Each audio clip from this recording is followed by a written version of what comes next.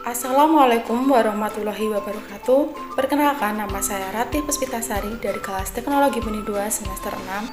Di sini saya akan memaparkan mengenai perencanaan bisnis yang kami lakukan. Yang pertama yaitu langsung saja mengenai jenis usaha. Usaha yang dilakukan yaitu usaha bibit tanaman cabai dengan sistem polybag.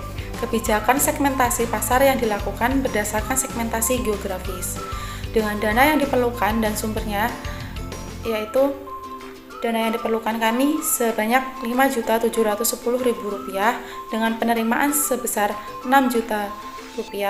Dengan kebutuhan modal ini dapat dicukupi dengan modal sendiri dan sebagian dapat dipenuhi dengan pinjaman dari bank. Kemudian untuk jenis produk yang akan dijual yaitu bibit cabai sesuai dengan permintaan pasar dengan lokasi produksi yaitu di halaman rumah di Desa Mojorejo RT 1 RW 1 Kecamatan Kawedanan Kabupaten Magetan Jawa Timur. Dan kebetulan produk usaha ini bentuknya kelompok dan dilakukan di rumah saya sendiri. Kemudian untuk kualitas produknya penempatannya yaitu sebagai produk bibit cabai dalam kemasan polybag yang menarik serta memiliki kualitas benih yang baik dengan harga yang terjangkau. Selanjutnya untuk strategi pemasaran. Strategi pemasaran yang dapat dilakukan untuk mempengaruhi konsumen membeli produk yaitu membujuk konsumen untuk membeli produk yang dipasarkan, kemudian memahami konsumen dalam berperilaku, bertindak dan berpikir agar pemasar atau produsen mampu memasarkan produknya dengan baik. Kemudian selanjutnya yaitu memahami mengapa dan bagaimana konsumen mengambil keputusan sehingga pemasar atau produsen dapat merancang strategi pemasaran dengan baik. Kemudian untuk selanjutnya yaitu analisis persaingan. Lingkungan kompetitornya meliputi yaitu ancaman pelaku bisnis baru, ancaman produk substitusi, daya tawar-menawar pembeli, kemudian daya tawar-menawar pemasok, kemudian tingkat persaingan dalam industri. Selanjutnya rencana desain dan pengembangan. Rancangan atau desain produk yaitu bibit dalam kondisi segar dan berkualitas yang ditanam dalam polybag kecil dan tertata rapi di atas box kayu. Untuk menambahkan identitas, kami memberikan label identitas benih agar jenis benih dan identitas produksi bibit kami lebih dikenal oleh masyarakat sekitar. Unit usaha kami bernama Kebun Bibitku.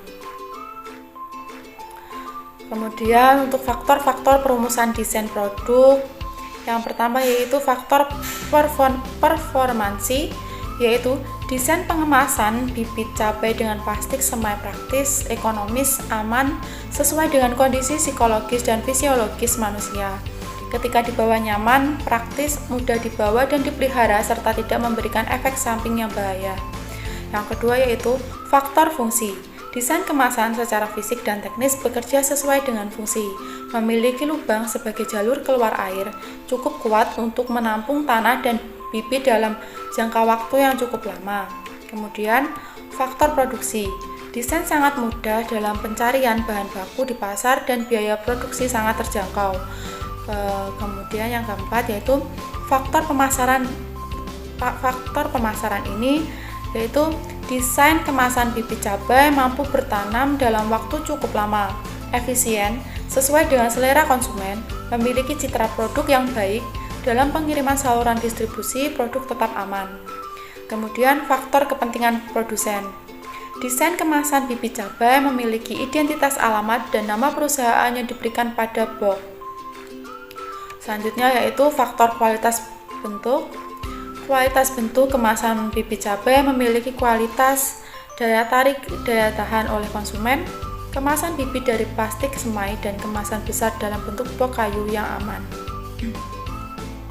Selanjutnya yaitu rencana operasi dan manajemen. Sarana dan prasarana produksi yaitu kayu reng, peralatan cangkul, plastik UV, peralatan selang air, mesin pompa air, benih cabai rawit dari Global Seed F1, kemudian pupuk, pestisida, polybag semai, polybag ukuran 1 kg, peralatan kotak kayu dengan proses produksi yaitu tahapan dan proses produksi bibit. Yang pertama, menyiapkan alat dan bahan. Yang kedua, menyiapkan media tanam berupa campuran tanah pinggir sungai dan pupuk kandang. Yang ketiga, memasukkan media tanam ke dalam plastik semai, kemudian tata di atas wadah yang telah disiapkan. Selanjutnya, menanam benih dari memberi 1 biji pada setiap media tanam, kemudian menyiram dengan air cukup disemprot saja menggunakan hand sprayer.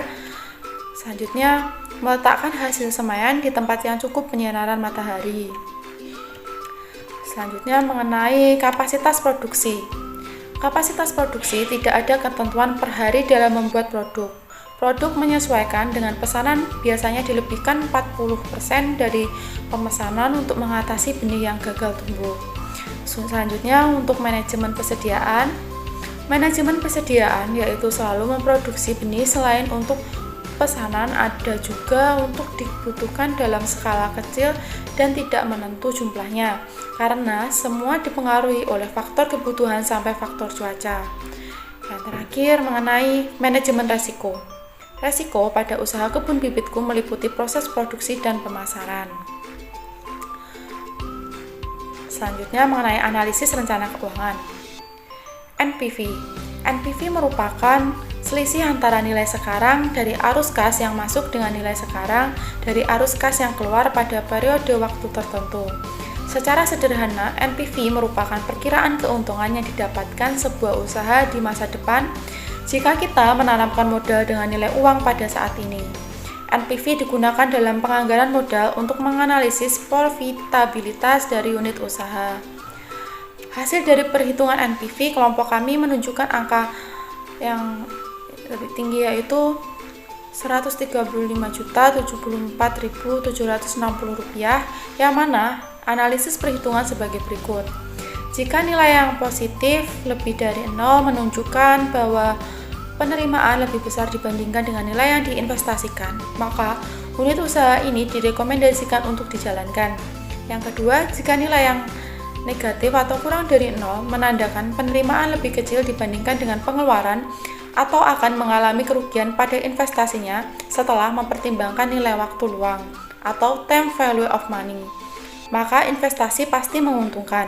Jika merugikan, maka hal tersebut bukanlah investasi sehingga proyek direkomendasikan untuk dibatalkan.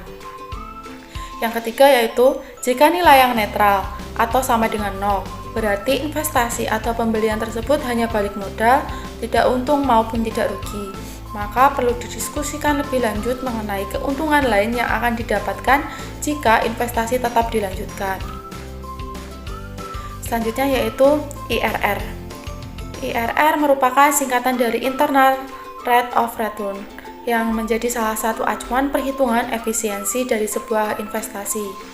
Perhitungan IRR ini dapat menjadi dasar apakah sebuah investasi layak dilakukan atau tidak. IRR merupakan diskon rate yang membuat NPV dari semua arus kas sama dengan 0 dalam analisis arus kas yang dipotong.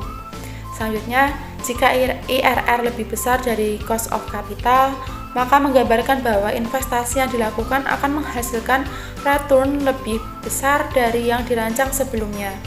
Hal ini berarti perusahaan disarankan menerima atau menjalankan proyek investasi tersebut.